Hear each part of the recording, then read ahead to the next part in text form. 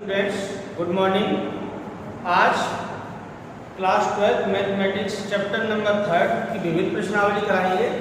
इस चैप्टर के सारे टॉपिक कंप्लीट कराए जा चुके हैं। अब इसकी विविध प्रश्नावली में कुछ कठिन सवाल भी हैं, उनको मैं कराता हूँ आपको। सारे टॉपिक आप पुराने लेक्चर पूरे देखेंगे, वीडियो तो आपकी समझ में आते रहेंगे। आज इस चैप्टर को एड करेंगे और इसके कुछ कठिन क्वेश्चन लेंगे, ठीक है ना।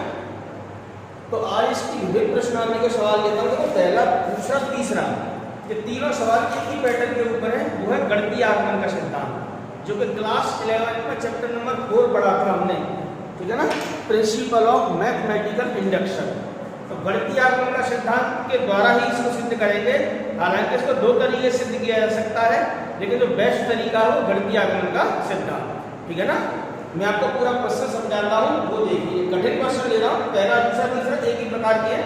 तीसरा क्वेश्चन लेता हूँ, वो आपको ज्यादा समझ में आएगा। तो विविध प्रश्नावली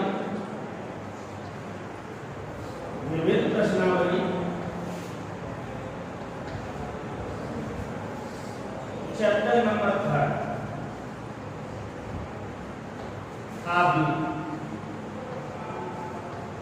मैट्रिक्स।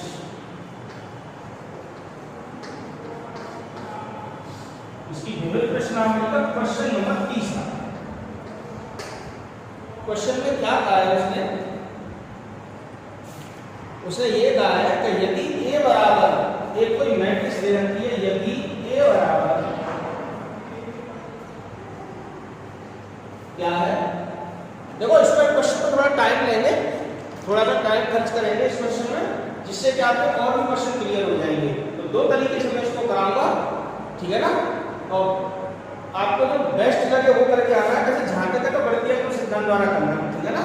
अब क्या कहता है क्वेश्चन, पहले क्वेश्चन समझते हैं। यदि A बराबर है, मैट्रिक्स दे रखी है 3 - 4 1 - 1, 3 - 4 1 - 1। यदि A बराबर ये कोई मैट्रिक्स है, क्या है, तो सिद्ध कीजिए,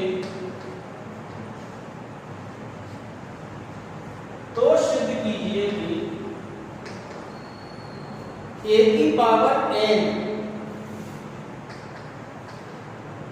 बराबर ही आएगा। ये उसके अकॉर्डिंग है, तो ये कह रहा है कि आना चाहिए 1 + 2n माइनस के 4n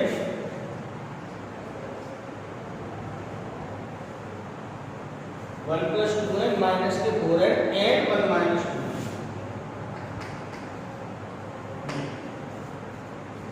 और साइड में एक चीज और लिख ली है, जहां n एक धनपूर्णांक है, जहां n बिलोंग करता है पॉजिटिव इंटीजर को, या ऐसे लिख सकता था n बिलोंग करता है प्राकृत संख्या। और तुम जानते हो धनपूर्णांक को प्राकृत संख्या ये होती है। पॉजिटिव इंटीजर कौन कौन से होते हैं आप जानते हो? अरे जितने भी पॉजिटिव इंटीजर होते हैं वो 1 से शुरू होते हैं, 1 2 3 अनंत तक चलते हैं। तो सभी प्राकृत संख्याओं के लिए n का मान चाहे 1 लो, चाहे 2 लो, या 3 लो, 4 5 6 7 8 कहीं तक भी लेते रहो। जब यहाँ पर लगाओगे तो इसको हल करोगे ना, n का मान 1 लेने पर, 2 लेने पर, 3 लेने पर, मतलब कहने का मतलब a का मान जैसे 1 है, a है, ये a स्क्वायर लो या a 3 लो या a, मतलब an का मान ही आएगा। तो कहाँ तक चेक करोगे इसको भाई? a का मान 1 लोगे तो यही आ जाएगा, 2 लोगे तो इसका ये 2 आ जाएगा, तो इसका स्क्वायर करना पड़ेगा, 3 लोगे तो क्यूब करना पड़ेगा। समझ लो, कोई हमारा a बराबर ये है तो a की घात n ये आएगा। तो n क्या है? कोई भी प्राकृत संख्या हो सकती है। तो प्राकृत संख्या तो करोड़ों और खरबों होती है, कहाँ तक चेक करोगे आप, ठीक है ना। तो ऐसे क्वेश्चन को हल करने के लिए हम गणितीय आगमन सिद्धांत का प्रयोग करते हैं। फिलहाल मैं पहले तो आपको फर्स्ट मेथड से करा रहा हूँ और फिर मैं आपको सेकंड मेथड से कराऊंगा, ठीक है ना। सॉल्यूशन देखिए कैसे करते हैं इसको। a बराबर क्या दिया है? 3 - 4 1 - 1। सबसे पहले आप a स्क्वायर निकालें, फिर a क्यूब निकालें। तो ऐसे ही कोई ऐसा रिजल्ट बनेगा कि उसको ऐसे लिखा जा सकता है a की घात n को। देखो उसमें कुछ स्पेशलाइजेशन आएगा, कुछ एलिमेंट में ऐसी खासियत आएगी कि a की घात n को ये लिख पाएंगे, मैं समझाऊंगा। तो a स्क्वायर कैसे निकालते हैं? a गुणा a का गुणा a। a का मान a से करेंगे तो देखो 3 - 4 1 - 1 इंटू 3 माइनस 4 1 माइनस 1। गुणा करना हमें आता है पंक्ति गुणा स्तंभ, पंक्ति गुणा स्तंभ। तो 3 3 9 हो जाएंगे, माइनस के 4 माइनस के 12 प्लस के 4, ठीक है ना, पंक्ति गुणा स्तंभ। 3 माइनस 1, इसका मतलब माइनस 4 प्लस 1। समझ में आया? तो ए स्क्वायर का मान कितना आया? ए स्क्वायर का मान हमारा क्या आया है? 9 में से 4 जाएंगे 5, माइनस के 12 प्लस के 4 माइनस के 8, 3 में से 1 जाएगा 2 बचेगा, और माइनस 4 प्लस 1 माइनस के 3 आएगा। ये ए स्क्वायर निकाल लिया। अब ए क्यूब कैसे निकालोगे? ए स्क्वायर में ए का गुणा कर लो, ए स्क्वायर की जगह ए स्क्वायर का मान, ठीक है ना, एक ए स्क्वायर का मान लिख लिया। अब ए का मान लिख लो 3 माइनस 4 1 माइनस 1। गुणा करो, वही पंक्ति गुणा स्तंभ। 5 3 15 माइनस के 8, 5 के 20 प्लस के 8, 2 3 6 माइनस 3, पंक्ति गुणा स्तंभ, पंक्ति गुणा स्तंभ। माइनस के 8 प्लस के 3, क्या निकल के आया? ए क्यूब का मान, ध्यान से समझना। तो ए क्यूब का मान क्या निकल के आया? 15 में से 8 गए 7, माइनस 20 प्लस 8 माइनस के 12, 6 में से 3 गए 3, और माइनस के 8 प्लस 3 कितना आया? माइनस के 5। तो देखो 1 पर चेक कर लिया, 2 कर लिया, 3 कर लिया, ये तो चलता ही रहेगा। तो अब मेरा समझ में आ रहा है से ए बराबर क्या था? निष्कर्ष क्या निकला? ए बराबर क्या था? 3 माइनस 4 1 माइनस 1। 3 माइनस 4, जब एक ही घात 1 समझ लो, ए का मतलब एक ही घात 1 माइनस 1। अच्छा, ए स्क्वायर बराबर क्या निकला है आपको? ध्यान से समझना। यहां ए का मान ये, ए स्क्वायर का मान कितना है? 5 माइनस 8 2 माइनस 3। ए क्यूब का मान कितना निकला है? 7 माइनस 12 2 3 माइनस 5, 3 मान निकाले। अब एक बात और, अब इसको ढंग से समझना। क्या मैं इसको ऐसे लिख सकता हूं? ढंग से समझना। यहां से क्या इसको लिख सकता हूं? 1 प्लस 2 इंटू 1, और इसको मैं ऐसे लिख सकता हूं माइनस के 4 इंटू 1। अच्छा, इसको मैं क्या लिख सकता हूं? 1, इसको मैं ऐसे लिख सकता हूं 1 माइनस 2 इंटू 1। कहोगे सर ये क्यों लिख दिया? मैं समझाऊंगा आपको। देखिए, अरे 2 और 1 2 एकम 2 और 1 3, माइनस 4 एकम 4, एक ऐसे ही 1 2 बन जाएगा 2, 2 में से 1 में से 2 जाएगा माइनस 1 बचेगा। क्या इस रिजल्ट को मैं ऐसे लिख सकता हूं? ध्यान से समझना। 1 प्लस 2 इंटू 2 माइनस के 4 इंटू 2, ध्यान से समझते रहेगा, ठीक है ना। 2, और यहां पे लिख सकता हूं 1 माइनस 2 2 इंटू 1 माइनस 2 इंटू 2 लिख सकता हूं क्या? देखो थोड़ा सा आपको रिप्रेजेंट तो करना पड़ेगा। देखो 2 दूनी 4 और 1 5, 4 दूनी 8, 2 ऐसे ही, और 2 दूनी 4 तो एक बचेगा माइनस 3 बचेगा। क्या इस रिजल्ट को मैं ऐसे लिख सकता हूं? ध्यान से समझना। 1 प्लस 2 इंटू 3, इसको माइनस के 4 गुणा 3, यहां 3, यहां 1 माइनस 2 गुणा 3। ध्यान से समझना क्या बताना चाह रहा हूं। देखो जब एक ही घात 1 है तो यहां 1 बनना जा रहा है। देखो जब एक ही घात 2 है तो देखो यहां 2 2 आ गया। ध्यान से समझना। जब एक ही घात 3 है तो देखो सब जगह यहां पर 3 3 नजर आ रहा है कि नहीं आ रहा है समझ में? एक ही घात 1 है तो 1 1 आया, एक ही घात 2 है तो 2 2 आ रहा है उस पूरी मैट्रिक्स में, एक ही घात 3 है तो पूरी मैट्रिक्स में क्या आ रहा है? 3 3। कुछ स्पेशल बात समझ में आ रही है? अच्छा एक बात बताओ, एक ही घात 4 करोगे तो 4 4 आएगा, एक ही घात 8 करोगे तो 8 8 आएगा। तो जब एक ही घात n करोगे आप, बड़े से बड़ा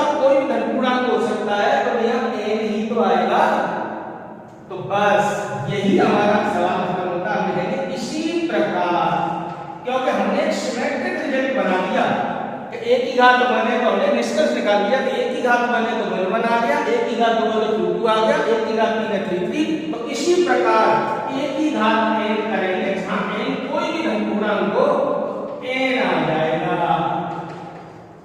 ये देखिए समझ में आया कि नहीं आया? और यही हमें प्रूव करना था। n कोई भी धन पूर्णांक हो, हमारा निष्कर्ष ये निकला धन पूर्णांक का पॉजिटिव प्रूव हो गई पूरा। बात समझ में आ गई होगी। तो पहला दूसरा तीसरा क्वेश्चन इसी प्रकार करनी है, लेकिन ये मेथड तो अच्छा है, रेफरेंस बुक में भी मिल जाएगा, कि कोई टीचर भी कराते हो वो भी मिल जाएगा, लेकिन ये कोई रिलायबल मेथड नहीं है, ज्यादा सूटेबल मेथड नहीं है।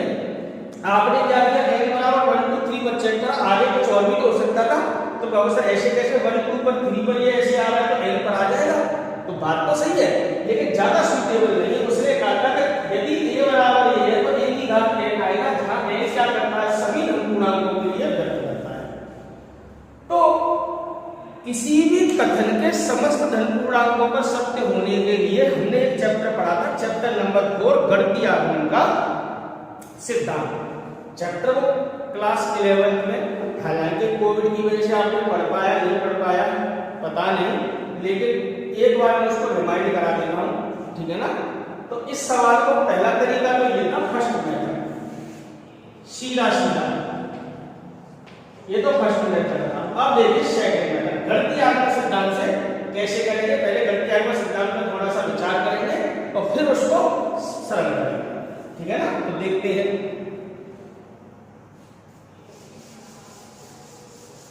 सवाल को आप ऐसे ही करके आओ तो भी आपको मार्क्स मिल जाएंगे। अब हो सकता है कि एग्जामिनर के मूड में उतरे तो ऐसे स्टेटमेंट को गणितीय आगमन सिद्धांत के द्वारा करना चाहिए। तो देखो जरा, फिर दोबारा से इसका सॉल्यूशन देखेंगे। जानबूझ के बेटा मैंने कठिन सवाल लिया है और इसीलिए लिया है कि एक सवाल क्लियर होने से बाकी सारे सवाल आप कर सकते हो। तो अगर कोई स्टेटमेंट ऐसा है तो समस्त धन पूर्णांकों के लिए सिद्ध करवा रहा है, तो हम गणितीय आगमन सिद्धांत लगाते हैं। गणितीय आगमन सिद्धांत का क्या कहता है कि n बराबर 1 पर उस कथन की जांच कीजिए, मतलब n बराबर 1 रखकर चेक कीजिए, तो एक ही घात 1 का जो मान आए वो एक ही इसके बराबर रहना चाहिए। तो गणितीय आगमन सिद्धांत का किसी भी कथन के समस्त धन पूर्णांकों पर सत्य होने के लिए गणितीय आगमन सिद्धांत लगाते हैं। तो क्या कहता है, उसमें 3 ही प्रक्रिया करते हैं, 3 स्टेप। सबसे पहले n बराबर 1 पर उस स्टेटमेंट की जांच करते हैं, क्योंकि धन पूर्णांक 1 से शुरू होते हैं, 1 2 3 ऐसे। सबसे छोटे धन पूर्णांक पर सत्य चेक करके ट्रू है या नहीं। अगर n बराबर 1 पर ट्रू नहीं हुआ तो आगे चेक करने की जरूरत नहीं। सबसे पहले n बराबर 1 पर ट्रू चेक करते हैं, उसको सत्य है या नहीं। और n बराबर k पर, जहां k कोई भी धन पूर्णांक हो सकता है बड़े से बड़ा, उस पर सत्य मानकर चलते हैं और उससे एक अधिक पर सत्य दिखा देते हैं। द्वारा समझो 3 स्टेप में कार्य होता है गणितीय आगमन सिद्धांत में। और कब लगाते हैं, जब कोई कथन ऐसा हो जहां पर समस्त धन पूर्णांकों पर, समस्त प्राकृत संख्याओं पर उसकी जांच करवाई जाती है, ठीक है ना, या समस्त धन पूर्णांकों के लिए उसको दिखाना हो।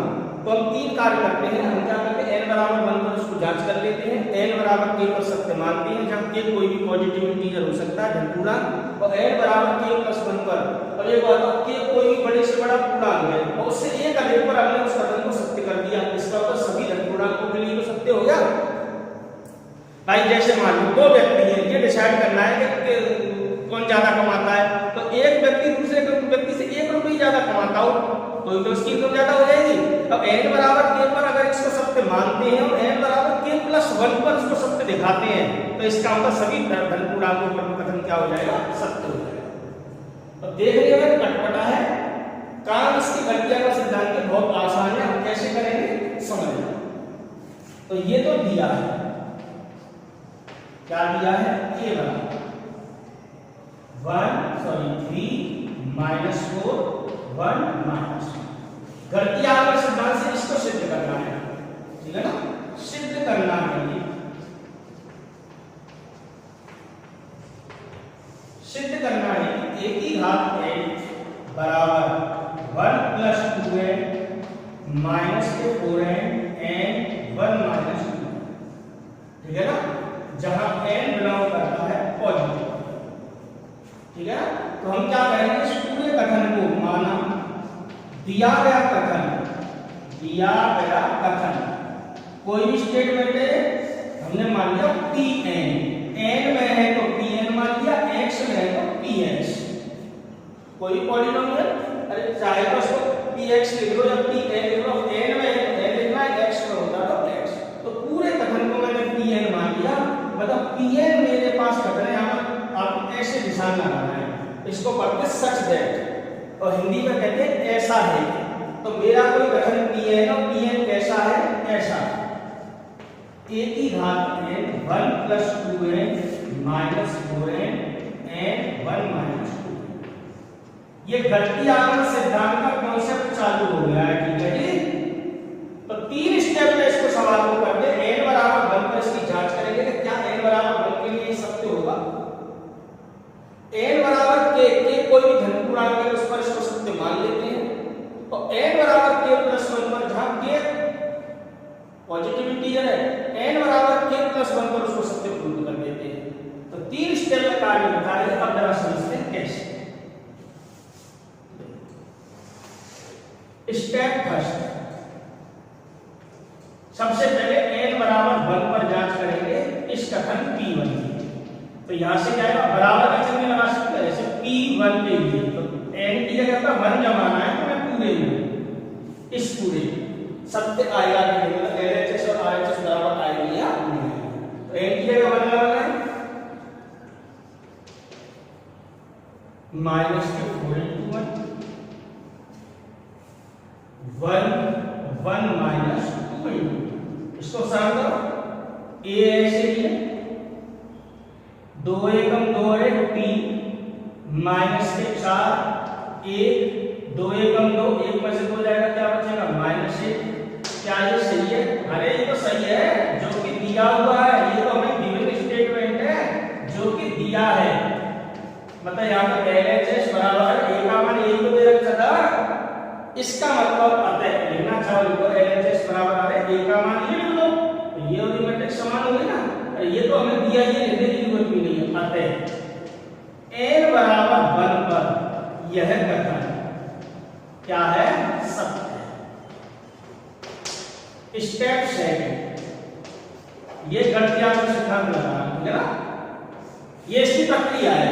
तो कहोगे ये क्या चीज है, ये प्रक्रिया है, चैप्टर नंबर 4 है, क्लास 11 में पढ़ा होगा आपने, ये NCERT RPSC दोनों बुकों में है, तो इजी है, कोई कठिन नहीं है, ठीक है ना। स्टेप सेकंड, n बराबर k पर इसको सत्य मान लेते हैं, माना n बराबर k पर जहां k कोई भी धन पूर्णांक है, कोई से बड़ी कोई धन पूर्णांक है, अरे 1 2 3, उस पर हमने सत्य मान लिया, माना n बराबर k पर दिया गया कथन सत्य है। समझ में आ रहा है, तो हम क्या करेंगे, n बराबर k पर इसको ट्रू मान लेंगे, तो p के बराबर बिंदु सच देखा है बराबर चल रहा है, a की घात k बराबर जहां जहां n आप k लिख देंगे माइनस के 4 के 1 माइनस, ये दिस इक्वेशन नंबर, ध्यान से समझना, n बराबर k पर मैंने इसको सत्य मान लिया कि कोई भी धन पूर्णांक है, n बराबर k के लिए ये इसके बराबर है, ठीक है ना। अब स्टेप थर्ड में क्या करते हैं, हम n बराबर k प्लस 1 पर इस कथन की जांच करते हैं, इस पर n बराबर k प्लस 1। तो लोगों से हमें फर्स्ट मेथड ही ज्यादा अच्छा लगा। देखो अगर आप इसको न कर पाए तो फर्स्ट मेथड है ना, नहीं ज्यादातर केस में आपको यही लगाना चाहिए, ये बहुत सीखते हुए ना समस्त धन पूर्णांकों में जांच हो गई एक तरीके से इसकी, ठीक है ना। वहां तो हमने 1 2 3 पर जांच करेंगे, अरे सीधी बात है, हमने n बराबर 1 पर चेक कर लिया, बड़े से बड़े पर सत्य मान लिया, उससे एक अधिक पर सत्य दिखाते, इसका मतलब सभी धन पूर्णांकों पर सत्य है, यही घटती आगमन सिद्धांत कहता है। क्लियर, n बराबर k प्लस 1 पर जांच करेंगे आप इसको, n बराबर k प्लस 1 का मतलब p k प्लस 1 बराबर a की घात k प्लस 1, मतलब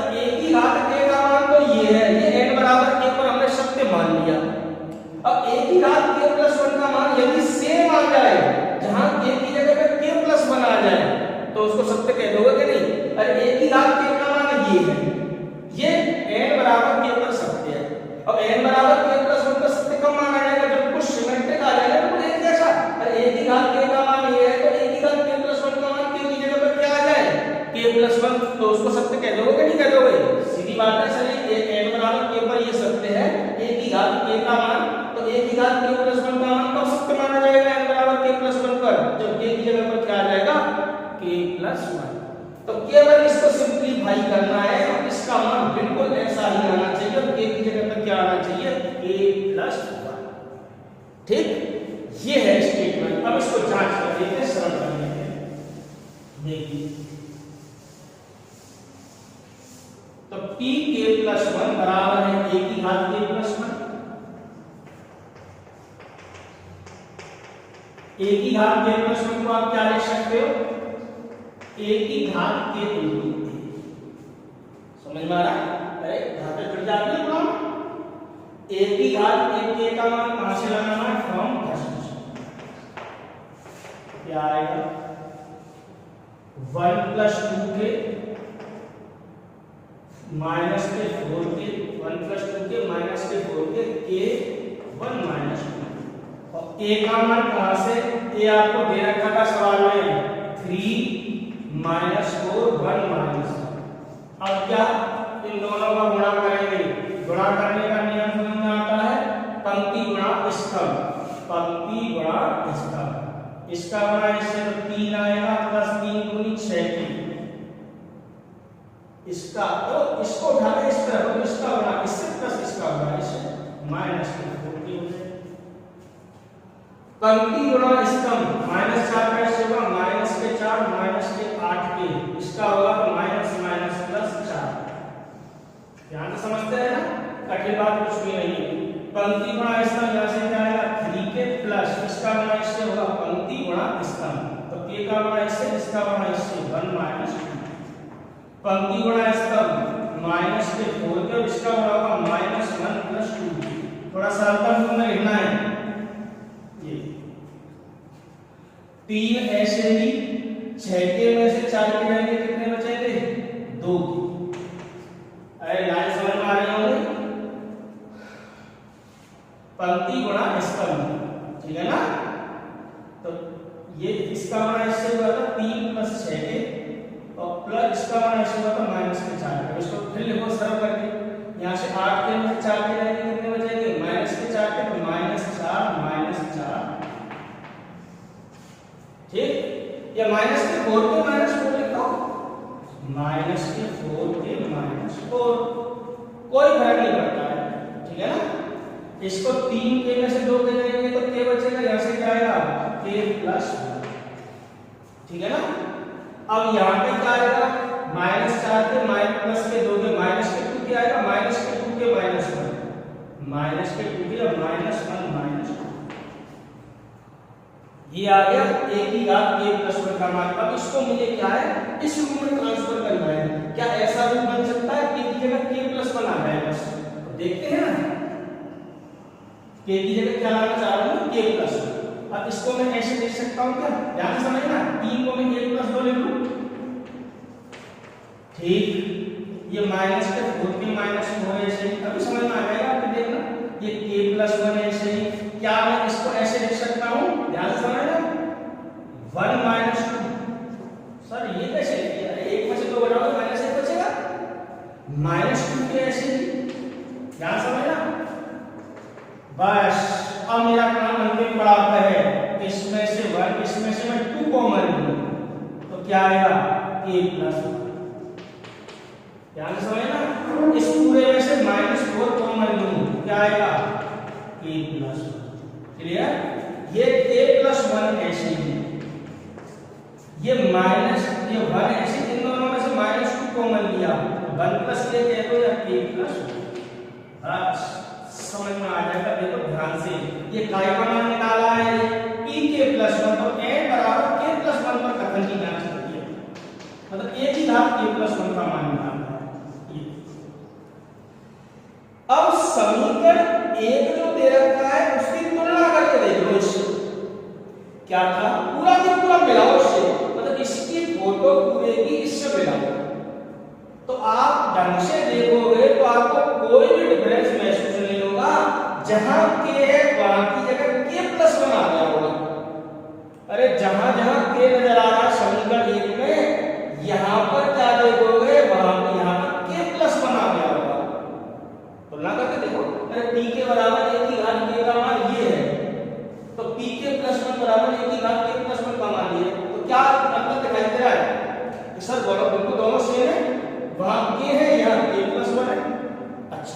दोनों सेम है।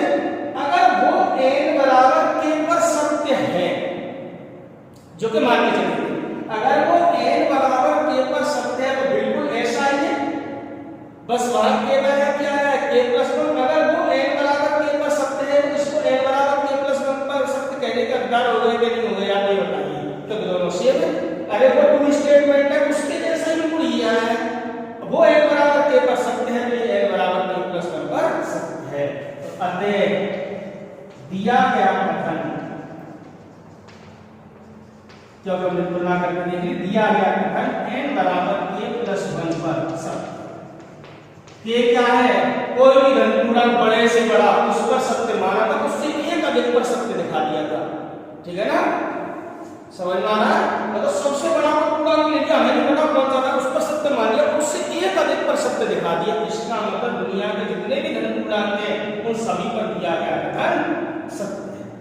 तो 3 स्टेप में कार्य करते हैं, फिर समझ लो यही कहलाता है गणितीय आकलन का सिद्धांत। क्योंकि हो सकता है आपने जो हमने अपने स्कूल में तो पढ़ाया है, जो नए भैया जुड़ रहे हैं या जिन्होंने नहीं पढ़ा है उनके लिए ये बात बताई गई है। गणितीय आकलन सिद्धांत में यही कार्य करते हैं, केवल 3 स्टेप में सवाल को चेक करते हैं। n बराबर 1 पर कथन को जांच करते हैं, n बराबर k पर सत्य मान लेते हैं, n बराबर k+1 पर सत्य दर्शाते हैं। तो 3 स्टेप का कार्य होगा। n में लिख देंगे क्या, फाइनल लाइन में लिख देगा, आप लिख लेंगे कि अतः दिया गया कथन या गणितीय आकलन सिद्धांत से दिया गया कथन सभी धन पूर्णांकों के लिए सत्य है। समझ में आ रहा है? अतः दिया गया कथन गणितीय आकलन सिद्धांत से सभी धन पूर्णांकों के लिए सत्य है। क्लियर? तो ये आपकी समझ में आ जाएगा। ठीक है ना? तो अगर सर फर्स्ट मेथड ज्यादा अच्छा लगा, अगर देखो तो अगर आप न कर पाए इसको तो फर्स्ट मेथड लगाया ना, और जिन भैया ने चैप्टर पढ़ रखा है क्लास 12 11 में उनके लिए तो कोई दिक्कत नहीं आएगी, और वैसे भी इसको एक दो बार पढ़ोगे तो समझ में आने लग जाएगा। ठीक है ना?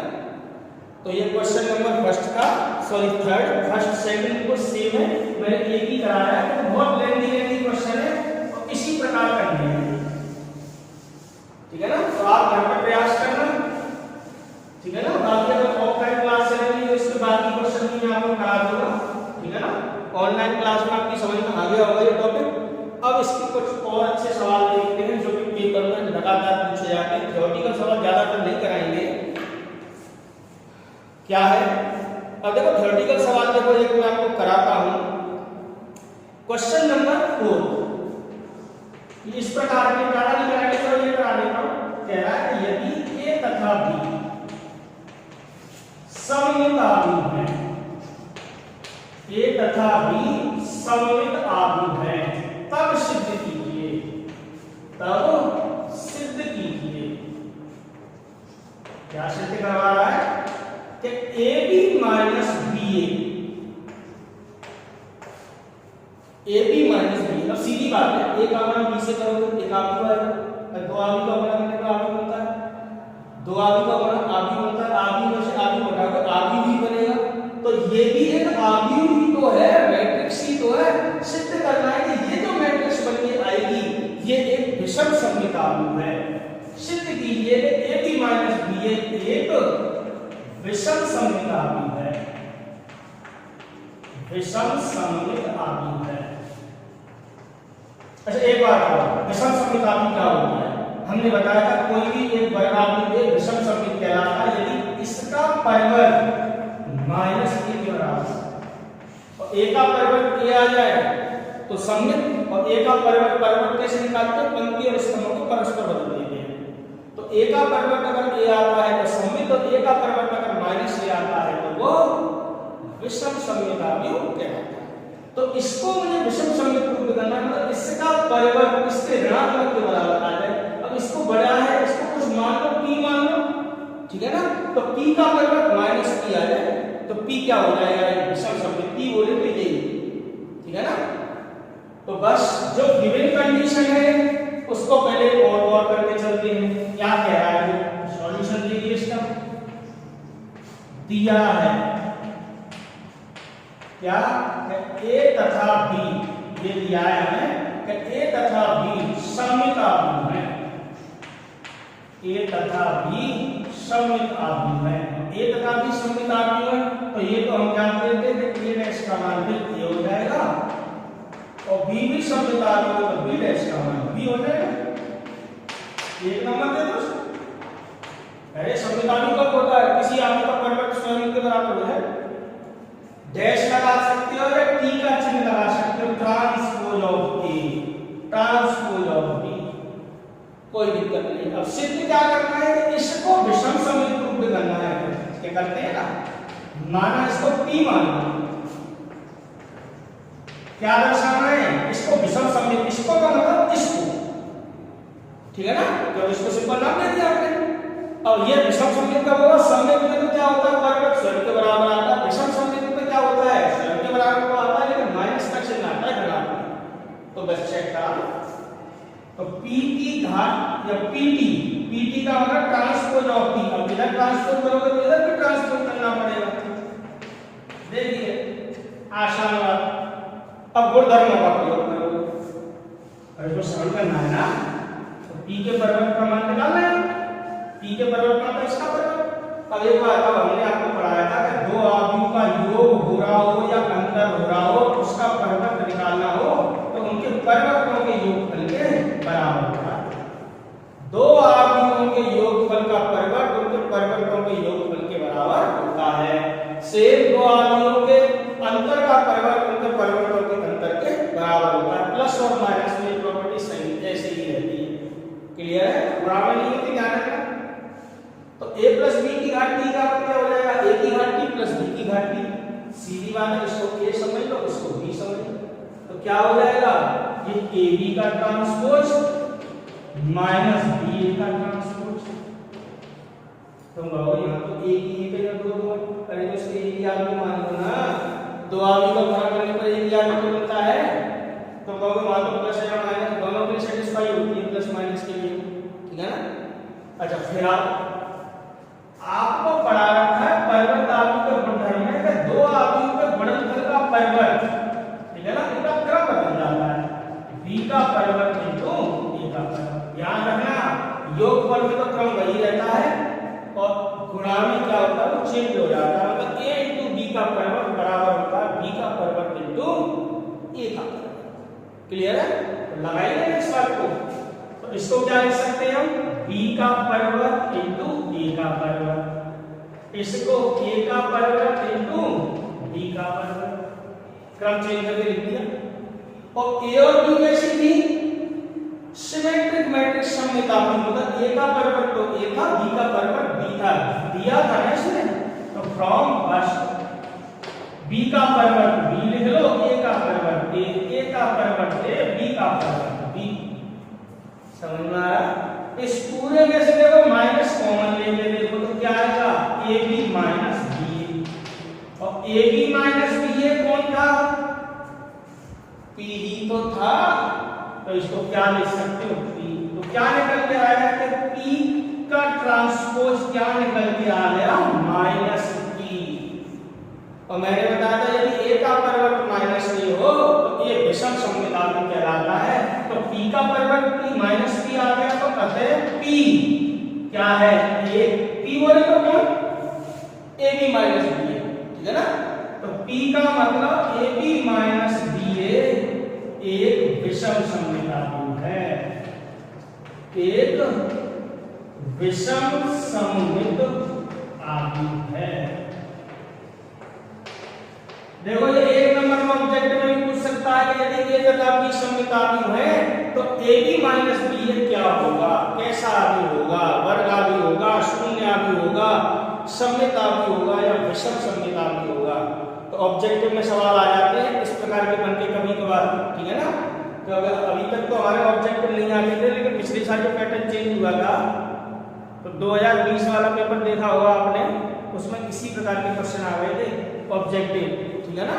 तो ऑब्जेक्टिव आ जाएंगे तो इस प्रकार की बन जाती है इनसे।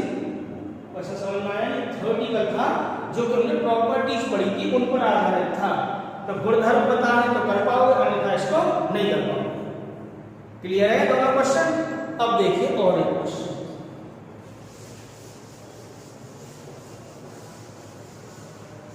तो इसको ज्यादा नहीं खींचेंगे इस चैप्टर को, अगली क्लास में आपको चैप्टर नंबर 4 कराएंगे डिटरमिनेंट, क्योंकि इसके सारी बातें हो चुकी है और जो भी थ्योरेटिकल क्वेश्चन रह गए होंगे ना वो आपको ऑफलाइन क्लास में और पढ़ाई जाएगी, ठीक है ना। तो क्वेश्चन नंबर देखते हैं 7। ये भी इंपॉर्टेंट क्वेश्चन है। 7 और 9 बिल्कुल एक जैसे हैं, ये पेपर में पूछे गए सवाल है। क्या कह रहा है, x के किस मान के लिए, मोस्ट इंपोर्टेंट क्वेश्चन है, बोर्ड एग्जाम में पूछे गए। क्वेश्चन नंबर 7 मैं करा रहा हूं, 9 आप करेंगे। सेम है कि x के किस मान के लिए, x के किस मान के लिए क्या दे रखा है, 3 मैट्रिक्स दे रखी है। मोस्ट इंपोर्टेंट क्वेश्चन है, पेपर में आते हैं 1 2 1 और दूसरी मैट्रिक्स क्या दे रखी है, 1 2 0 2 0 1 ऐसे दे रखा है। 1 2 0 1 2 0 2 0 1, ठीक है ना। 1 2 0 2 0 1 और दे रखा 1 0 2 1 0 2, कोई भी एलिमेंट हो सकते हैं। और यहाँ की एक और मैट्रिक्स दे रखी है, क्या, 0 2 x 0 2 x। और इन तीनों का जो गुणा हो रहा है वो एक शून्य आदि है, तो बड़ा सा वो बना रखा है। बड़ा सा वो बनाने का मतलब वो शून्य आदि है, नल मैट्रिक्स कहते हैं उसको, जिसका प्रत्येक अवयव शून्य हो। एक बार चेक कर लो, 1 2 1 1 2 0 2 0 1 1 0 2 0 2 x। तो x के किस मान के लिए ये मैट्रिक्स का गुणनफल शून्य आदि है, ठीक है ना। तो ये आपको x का मान निकालना है। पेपर में बहुत बार पूछा गया है, ढंग से समझ लेना, एक बार में समझ में आ जाएगा, कठिन कुछ भी नहीं है। तो सॉल्यूशन ढंग से समझना भाई, है ना। तो दिया है, देखो क्वेश्चन को लैंग्वेज को कैसे भी लिखा जाता है। अगर x के किस मान के लिए इन तीनों का मान शून्य आदि है, उल्टा कह लो, तो यदि तीनों आदि का गुणनफल शून्य आदि है तो x का मान ज्ञात कीजिए। समझ में आ रहा है बात, तो लैंग्वेज तो वही है। तो आगे पेज को लिखा जा सकता है, तो क्या किया है उसको एक बार लिख लेंगे। क्या है, 3 मैट्रिक्स दे रखी है, 1 2 1, इनको जैसे आए वैसे निकाल लो। 1 2 क्वेश्चन में जानबूझ के लिख दिया, कुछ भैया के पास बुक नहीं है ना, तो इस वजह से मैंने लिख दिया है। नहीं तो क्लास चलेगी तो क्वेश्चन लिखने की जरूरत नहीं पड़ेगी, इससे टाइम बचेगा, क्योंकि कोर्स अपना बहुत ज्यादा है इसीलिए। बस इनका गुणा करना चालू करो, गुणा करना आता नहीं है तो उसके लिए पीछे के लेक्चर, पीछे की वीडियोस देखिए, आपको गुणा करना समझ में आ जाएगा। बहुत ही अच्छे तरीके से कराया गया है, एक एक बात समझा, ठीक है ना।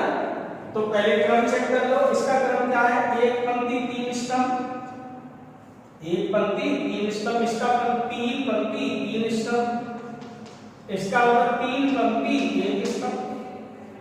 तो स्टार्टिंग यहां से भी की जा सकती है, क्योंकि इसके स्तंभों की संख्या इसकी पंक्ति की संख्या के बराबर है। अरे दो आदमी का गुणा कब संभव होता है, जब पहले आदमी के स्तंभों की संख्या दूसरे आदमी की पंक्ति की संख्या के बराबर हो।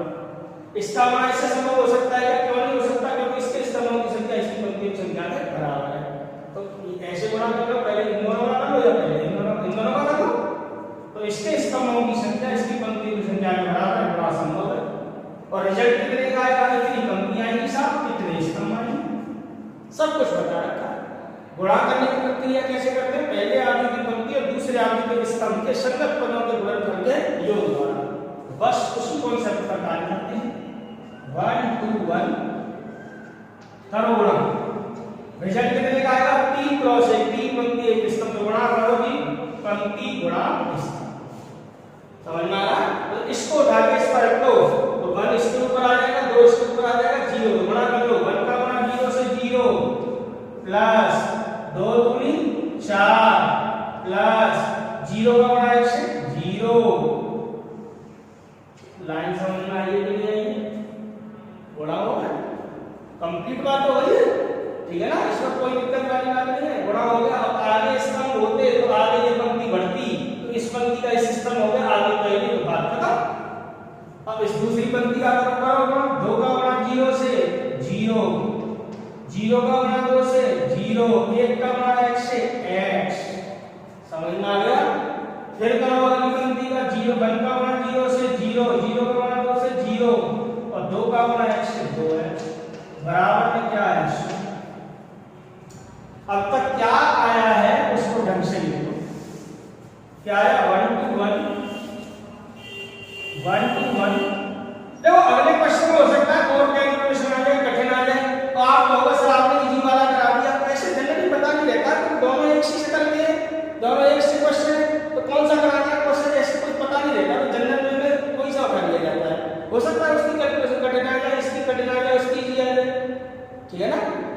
इसको लिख दो, यहाँ से क्या आएगा 4 आएगा, यहाँ से क्या आएगा 0 0 x आएगा, और यहाँ से क्या आएगा 2x आएगा, बराबर में क्या है 0, ऐसे ही लिखते रहो उसको, ठीक है ना। इसका क्रम कितना आया 3, 1 क्रॉस 3, इसका क्रम कितना है 3 क्रॉस 1, क्या गुणा संभव है, बिल्कुल है जी। और रिजल्ट कितने का आएगा 1 क्रॉस 1, और एक पंक्ति एक स्तंभ एक ही अवयव आएगा, ठीक। करो गुणा पंक्ति गुणा स्तंभ, 1 का 4 से 4, 2 का x से 2x, 2 का प्लस 1 का 2 से 2x, ये देखिए, और शून्य आदमी को ऐसे ही 2x और 2x से 4x प्लस 4, एक ही क्रॉस 1 का है, 1 क्रॉस 1 का, और इसको भी 1 क्रॉस 1 का शून्य आदमी बना लो, अरे इसको 0 लिख दो 1 क्रॉस 1 का, तभी तो तुलना कर पाओगे आप। तो संगत अवयवों की करा दो तुलना, संगत अवयवों की तुलना, इसमें भी एक अवयव है, इसमें भी एक अवयव है, तो बस तुलना करने पर लिख दो ना, अरे एक ही तो अवयव है, संगत अवयव कौन से ज्यादा है, तुलना करने पर करो। तो 4x प्लस 4 बराबर क्या आएगा 0, तो 4x बराबर क्या होगा -4, 4 बन जा 4, x बराबर क्या आएगा चेक कर लेता हूं मैं इसका रिजल्ट, ठीक है ना। विविध प्रश्नावली का क्वेश्चन नंबर कौन सा था ये, चैप्टर नंबर 3 का विविध प्रश्नावली का क्वेश्चन नंबर 7, विविध प्रश्नावली का क्वेश्चन नंबर 7। तो 7 का x बराबर -1 राइट आंसर है इसका, ठीक है ना। तो इसका जस्ट वो सेम सवाल है क्वेश्चन नंबर 9, इसको आप घर पे करेंगे, सेम प्रोसेस के सवाल है। अगले कुछ सवाल आएंगे इसके किससे रिलेटेड, वही थ्योरेटिकल रिलेटेड है, तो उनको हम ऑफलाइन क्लास में देखेंगे। तो ये चैप्टर कंप्लीट रूप से मैंने इसके हर टॉपिक करा दिया है, आर्मी क्या होता है, कैसे रिप्रेजेंट किया जाता है, क्या उसके प्रकार होते हैं, क्या आर्मी पर श्रृंखलियां होती हैं, ठीक है ना। परिवर्त आर्मी, संवित आर्मी, विषम संवित, वो अलग टॉपिक पढ़ा दिया, ठीक है ना। और आपने देखा लास्ट क्लास का ये टॉपिक आपको करा दिया, ठीक है ना। तो ये चैप्टर यहाँ से कंप्लीट होता है। आज की हमारी इस चैप्टर की अंतिम वीडियो थी, अंतिम लेक्चर था। कल आपके लिए नया चैप्टर लेके आएंगे, चैप्टर नंबर 4 साइनिक डिटरमिनेंट, वो भी बोर्ड एग्जाम में 5 नंबर का आएगा, ठीक है ना। ये भी 5 नंबर का आएगा। तो आज के लिए इतना ही, थैंक यू।